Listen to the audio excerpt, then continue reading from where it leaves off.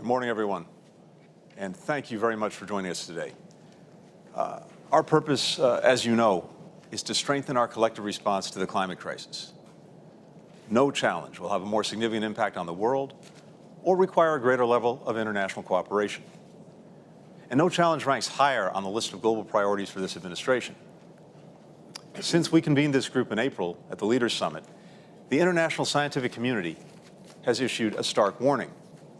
Last month, the Intergovernmental Panel on Climate Change, in a report that all our governments reviewed and embraced, presented the irrefutable evidence of the crisis now upon us. As context for our discussion today, I just wanted to highlight a few key findings. First, the report included important measures of how we're already altered our climate. There's more carbon dioxide in the atmosphere today than there has been in 2 million years. As a result, the planet is warming rapidly. As we strive to limit global warming to 1.5 degrees Celsius above pre-industrial levels, we now know that we have already seen temperatures rise 1.1 degrees Celsius.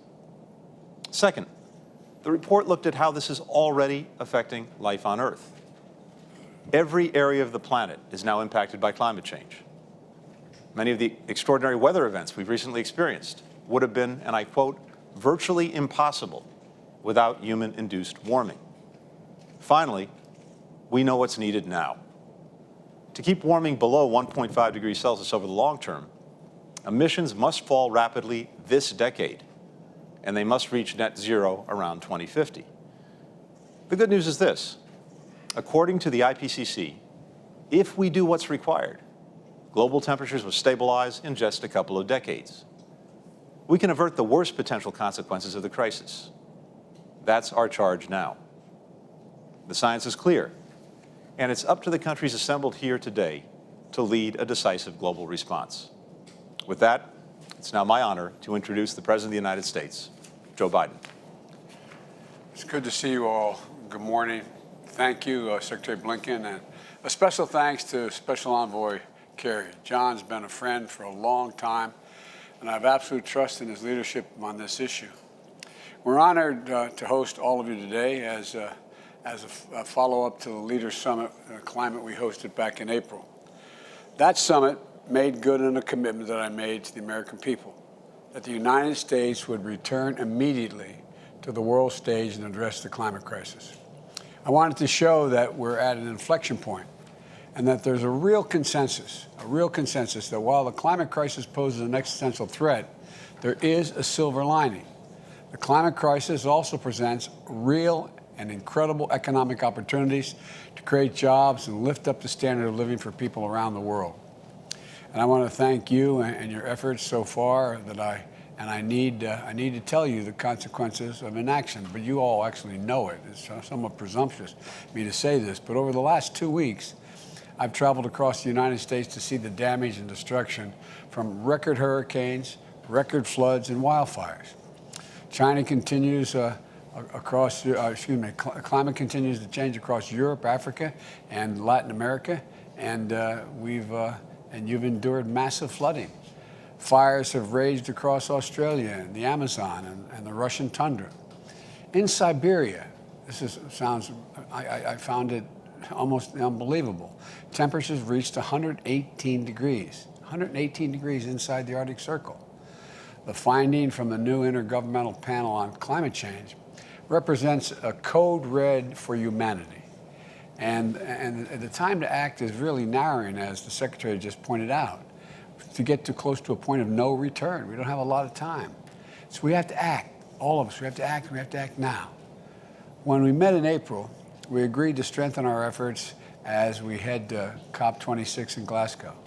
Today, I've called us together again to candidly assess our progress. I'm grateful to those of you who've strengthened your contributions under the Paris Climate Agreement and put forward ambitious targets for 2030.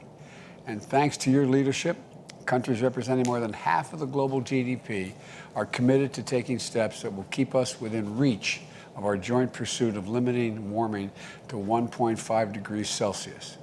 But we know there's still a lot of work to do. And if anything, our job, in my view, has grown more urgent.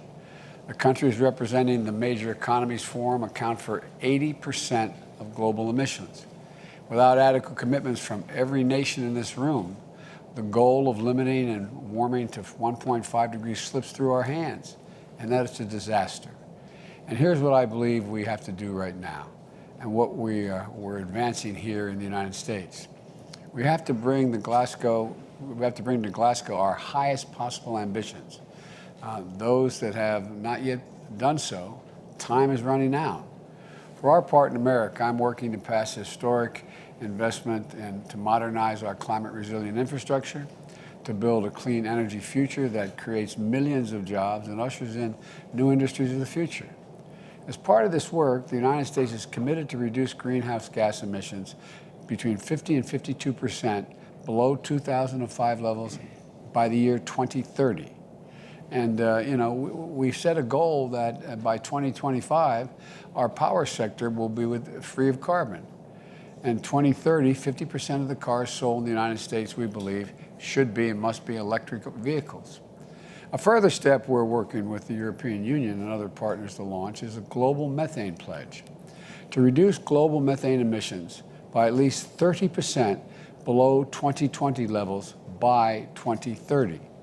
This will not only rapidly reduce the rate of global warming, but it will also produce a very valuable side benefit, like improving public health and agricultural output. We're mobilizing support to help developing countries that join and pledge to do something significant, pledge and seize this virtual opportunity. We've already taken big steps domestically to tackle these emissions and create good-paying jobs, introduced by plugging leaks and capping abandoned wells and gas wells. We believe the collective goal is both ambitious but realistic, and we urge you to join us in announcing this pledge at COP26. Now, we also have to make additional progress to support developing countries. At the Leaders Summit in April, I announced the United States is working to double our climate finance, triple our support for adaptation by 2024 for developing nations.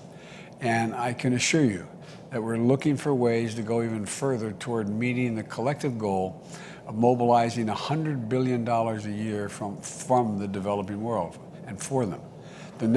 Our emphasis this year is going to be on building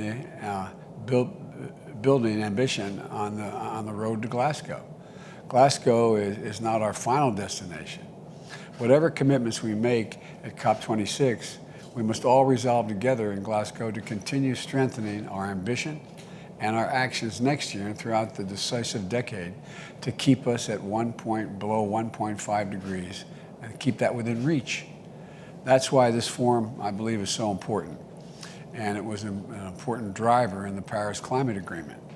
We got to continue to play a vital role going forward. At this critical juncture, the start of a decisive decade, I'd like to use this forum to forge a political momentum and consensus to drive concrete actions in 4 key spheres of energy: industry, land, the ocean, and I want to be clear, this forum will complement, not substitute for other forums.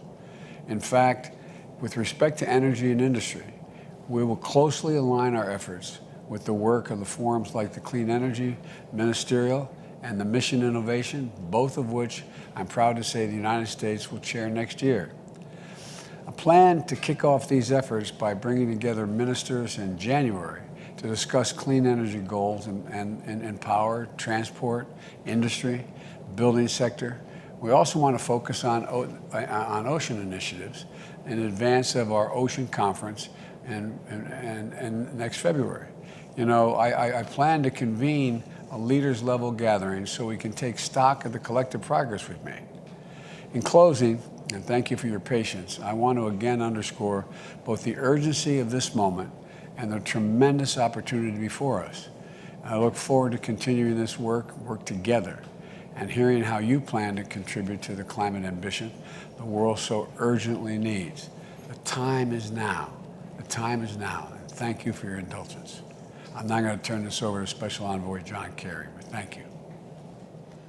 Thank you, Mr. President, and thank you for once again bringing leaders together to confront this profound crisis.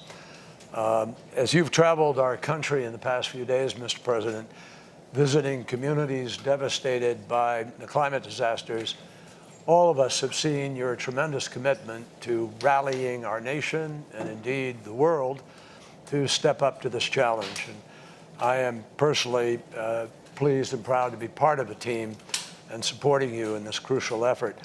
I want to thank all of the leaders today for your being here. Over these past few months, I've had the opportunity to meet with some of you and with senior officials from your countries and many others.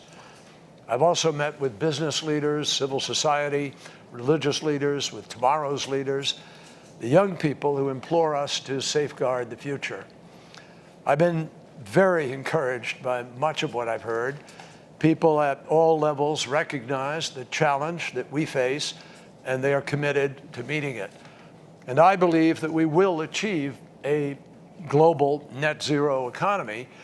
The question remains, however, whether we will do it as quickly as we must and avoid the worst consequences of the climate crisis. In his opening remarks, Secretary Blinken underscored the urgency of the moment from the scientific perspective. It's also important to understand the urgency of this moment from the perspective of those people who have the most at stake, those for whom the risks are truly existential.